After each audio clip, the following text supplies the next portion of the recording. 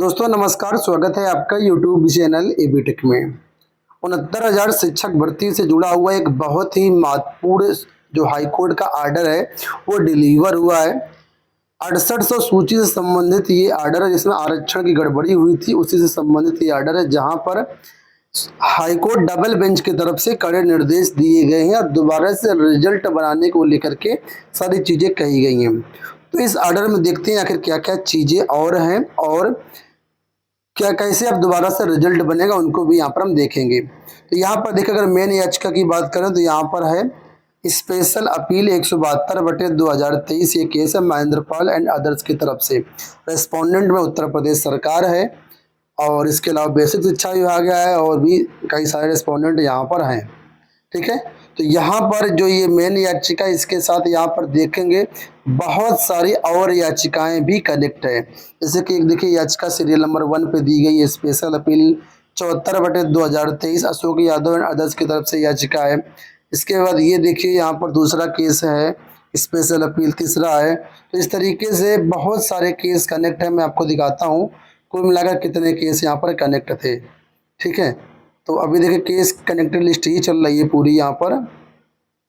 तो यहाँ पर 74, 75, 76, 78, 80, 81, 82, 84, 86, 87, 88, 90, कुल मिलाकर के 90 और केस इस याचिका के साथ कनेक्ट थे। तो इन सभी को एक साथ निस्तारित कर दिया गया है और ये जो ऑर्डर है फिलहाल जारी किया गया ऑनरेबल AR मसूदी जी की तरफ से और ऑनरेबल ब्रिजराज सिंह जी की तरफ से, जो मतलब डबल बेंच में था। तो यहाँ पर ये जज हैं।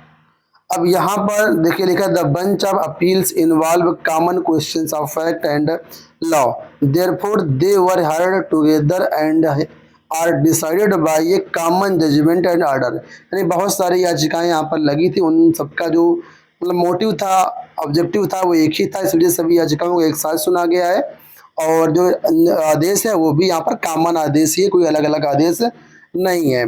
तो अब यहाँ पर सारी चीज़ें स्टार्टिंग में बताई गई हैं कि कैसे कैसे सुनवाई बढ़ी, क्या क्या यहाँ पर मामला था, सिंगल बेंच ने क्या आदेश दिया था, वो सब बातें यहाँ पर लिखी हुई। 50 पेज का ये आर्डर है। तो मैं अगर सारी चीज़ें बताऊँगा तो बहुत ज़्यादा लंबा हो जाएगा। मैं कंक्लूजन पे आपको ज़्यादा ले चलता हूँ, ठीक है, और वहाँ पर सारी चीज़ें आपको मिल जाएंगी। तो हम लोग यहाँ पर आते हैं पेज में नीचे और यहाँ पर हम लोग सेक्शन जो है 62 पे मेन चीज़ें हैं उनको हम यहाँ पर देखते हैं। तो अभी 48 चल रहा है, 52 है, ये 59 आ गया। अब यहाँ पर देखिए, यहाँ से 61 देखिए, for the reasons stated above we are of the opinion that the marks derived on the basis of entire process 80 जारी 2019 coupled with other criteria of educational and training record would serve the broader and real object of section 36 of the Uttar Pradesh Public Service Reservation for Scheduled Caste, Scheduled Tribe and Other Backward Act of 1994 and reply to the question framed in paragraph 3 is answered accordingly। अब यहाँ पर देखिए 62 में main बातें बताई गई हैं। इन सबको ध्यान में रखते हुए तो स्पेशल अपील से इनको डिस्पोज ऑफ किया जाता है, निम्नलिखित डायरेक्शन दिए जाते हैं इस ऑर्डर से संबंधित। तो यहाँ पर अब ये पॉइंट को आपको समझना है, यही आपके पूरे ऑर्डर का निचोड़ है। आप चाहें तो ये पूरा ऑर्डर पढ़ सकते हैं। पूरा ऑर्डर हमारे टेलीग्राम पर अवेलेबल है, वहाँ से आप इसको डाउनलोड कर सकते हैं। यहाँ पे नंबर 1 पे दिखा है the state government concerned authorities shall prepare a select list of 69,000 candidates for appointment as assistant teachers on the basis of ATRE 19 as per appendix first to the service rules 1981 afresh। यानी यहाँ पर एक आ गया, जो भी state government है, जो भी कंसर्न अथॉरिटीज हैं, वो 69,000 अभ्यर्थियों की एक फ्रेश लिस्ट तैयार करेंगी। ठीक है, एक नई सूची बनाई जाएगी 69,000 छात्रों की, ignoring the select list dated 1/6/2020 and 5/1/2022। यानी इससे संबंधित जो लिस्ट 1 जून 2020 को जारी की गई थी और 5 जनवरी 2022 को जारी की गई थी, इनको छोड़ करके एक फ्रेश लिस्ट बनाई जानी है। अब इनको क्यों छोड़ा गया, तो यहाँ पर देखिए लिखा, we are conscious of the fact that the learned single जज has already question the selected list of 6800 candidates dated 5/1/2022 vide impugned judgment. यानी सिंगल बेंच की तरफ से 5 जनवरी 2022 का जो लिस्ट थी उसको ऑलरेडी क्वेश्चन कर दिया गया, रद्द कर दिया गया है, इस वजह से इनको छोड़ दिया जाए। आगे बोला गया है after preparation of the select list, यानी जैसे सेलेक्ट लिस्ट आपकी बन जाती है, in terms of quality points को ध्यान में रखते हुए enumerated in rule 14 of service rules 1981 reservation policy be adopted as under section 36 of the reservation act 1994। यानी जो रिजर्वेशन एक्ट है 1994 सेक्शन 36 है, उनमें जो भी चीज़ें रिजर्वेशन के लिए बताया गया है और जो भी रूल 14 है उनको ध्यान में रखते हुए ही लिस्ट बनाई जाएगी। आगे बोला गया, if reserve category candidates acquires merit equivalent to the merit prescribed for the general category, then the meritorious reserve category candidate shall be migrated to the general category as per the provisions contained in section 36 of the Reservation Act 1994। यानी यहाँ पे ये कहा गया है, अगर कोई reserve category का अभ्यर्थी है और वो सेम उतने ही मार्क्स लेकर के आता है जितने जनरल कैटेगरी के लिए आवश्यक हैं, यानी जो जनरल की कट ऑफ है, अगर कोई रिजर्व कैटेगरी का छात्र इतने नंबर लेकर के आता है तो 1994 के रिजर्वेशन एक्ट के अंतर्गत उस छात्र को जनरल कैटेगरी में रखा जाए, ना कि रिजर्व कैटेगरी में। ठीक है, यानी जो एमआरसी अभ्यर्थी हैं मेरिटोरियस रिजर्व कैटेगरी, ठीक है, उनको जनरल कैटेगरी में रखा जाएगा।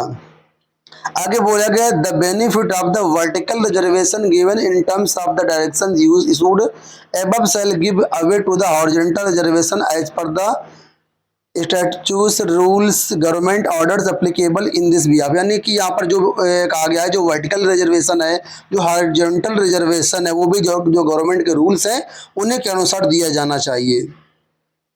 आगे 5वें पॉइंट बोला गया, while preparing the fresh select list for appointment, if any one of the working candidates is affected by the action of the state government या competent authority, they shall be given the session benefit so that the students may not suffer। यानी यहाँ पर ये कहा गया कि जैसे 69 list बनती है, अब उसमें कुछ ऐसे भी अभ्यर्थी आएंगे जो कि ऑलरेडी चयनित होंगे और विद्यालयों में इस समय टीचिंग कर रहे होंगे।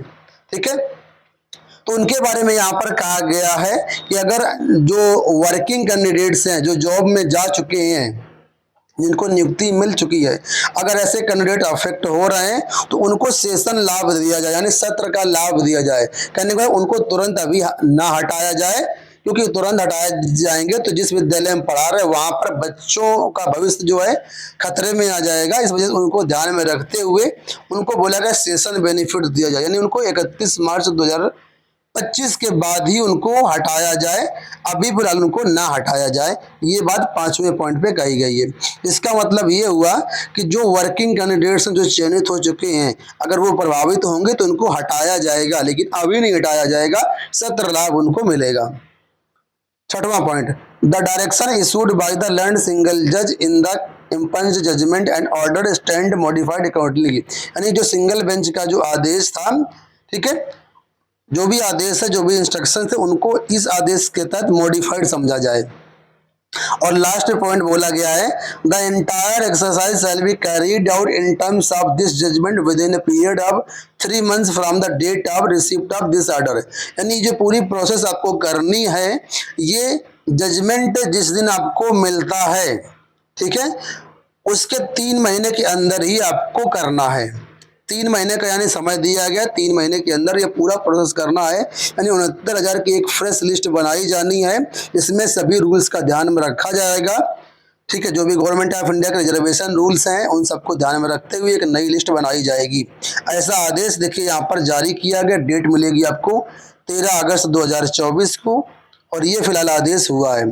तो इस आदेश से बहुत सारे छात्र प्रभावित होंगे। ठीक है, अब जो नौकरी कर रहे हैं ऑलरेडी 2-3-4 साल से, उनको सरकार नौकरी से कैसे हटाएगी अगर वो बाहर हो रहे हैं। खासतौर पर यहाँ पर जो मुझे लग रहा है कि जो बिल्कुल बाउंड्री पे होंगे, ठीक है, जो बिल्कुल पॉइंट के डिफरेंस से चयनित हो गए होंगे कहीं ना कहीं वो हो सकता है बाहर हो जाएं, बाकी जो सेफ स्कोर जिनका है उनको कोई दिक्कत नहीं आएगी। तो अब सरकार किस तरीके से इनको हटाएगी, क्या प्रोविजन करेगी, वो आने वाले समय पर देखा जाएगा। वैसे जहाँ तक मुझे लगता है कि हो सकता है मामला फिलहाल अभी सुप्रीम कोर्ट भी पहुंच जाए, क्योंकि डबल बेंच का आदेश है। तो अब डबल बेंच के बाद तो सरकार कहाँ जाएगी, अगर सरकार को लगता है कि नहीं आदेश सही नहीं है सरकार के अकॉर्डिंग, तो सरकार इसको चैलेंज करेगी सुप्रीम कोर्ट में। अब सरकार करेगी या नहीं करेगी मैं अभी कह नहीं सकता हूँ, लेकिन हो सकता है ये। तो आने वाले समय में जो कुछ भी अपडेट्स होंगी आपको दे देंगे। फिलहाल आप चैनल को सब्सक्राइब कर लेना। इस वीडियो में इतना ही, धन्यवाद।